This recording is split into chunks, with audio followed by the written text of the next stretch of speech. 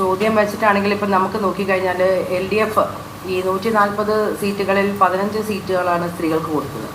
UDF 140-ൽ 12 കൊടുത്തപ്പോൾ NDA 140-ൽ 19 സീറ്റുകൾ സ്ത്രീകൾക്ക് കൊടുത്തുകൊണ്ട് സ്ത്രീകളെ കൂടുതൽ ഊന്നൽ നൽകിക്കൊണ്ട് അവരെ മുന്നിലേക്ക് കൊണ്ടുവന്നുകൊണ്ട് അവർ ഒരു ഗുണഭോക്താവുക മാത്രമല്ല, അവരെ ഈ രാഷ്ട്ര പുനർനിർമ്മാണത്തിൻ്റെ ഭാഗമായി ഈ നിയമ കൂടി ഭാഗമാകാൻ NDAയ്ക്കൊരു പ്രത്യേകിച്ചും നമുക്കറിയാം, നമ്മൾ പ്രധാനമന്ത്രി നരേന്ദ്രമോദിജി വന്നതിന് ശേഷം സ്ത്രീകളുടെ ഉന്നമനത്തിനായിട്ട് കൊണ്ടുവന്നിട്ടുള്ള പദ്ധതികളെല്ലാം ഇല്ലേ, അതെല്ലാം വെച്ച് നോക്കുമ്പോൾ നമ്മൾ സ്വാഭാവികമായിട്ടും ഈ പറയുന്ന പോലെ ഒരു ഭർത്താവ് നിന്നെടുത്ത് ഭാര്യയെ നിർത്തി മത്സരിപ്പിക്കുന്ന ഒരു ചരിത്രം നമുക്ക് NDAയിൽ അതില്ല. കാര്യമായിട്ട് മറ്റു പാർട്ടികളിൽ ഉണ്ടോ എന്നുള്ളത് പരിശോധിക്കണം.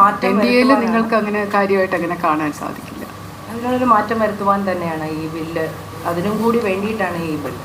എല്ലാ സ്ത്രീകൾക്കും വേണ്ടിയിട്ടാണ്. ഞാൻ നേരത്തെ പറഞ്ഞ പോലെ രാഷ്ട്രീയ കക്ഷി ഭേദമന്യേ എല്ലാ സ്ത്രീകൾക്കും മുന്നിലേക്ക് വരാനും, മാം നേരത്തെ പറഞ്ഞു, നമ്മൾ മറ്റു കാര്യങ്ങളിൽ മാത്രമല്ല രാഷ്ട്രീയത്തിൻ്റെ ചരിത്രത്തിൽ അതിനകത്തും സ്ത്രീകളുടെ സപ്പോർട്ട് കൂടുതൽ വരിക, സ്ത്രീകളെ മുന്നിലേക്ക് കൊണ്ടുവരിക എന്നുള്ള ഉദ്ദേശത്തോടു കൂടി രാഷ്ട്ര പുനർനിർമ്മാണത്തിൽ സ്ത്രീകളുടെ പങ്ക് കൂടുതലാക്കുക എന്ന ഉദ്ദേശത്തോടു കൂടി തന്നെയാണ്.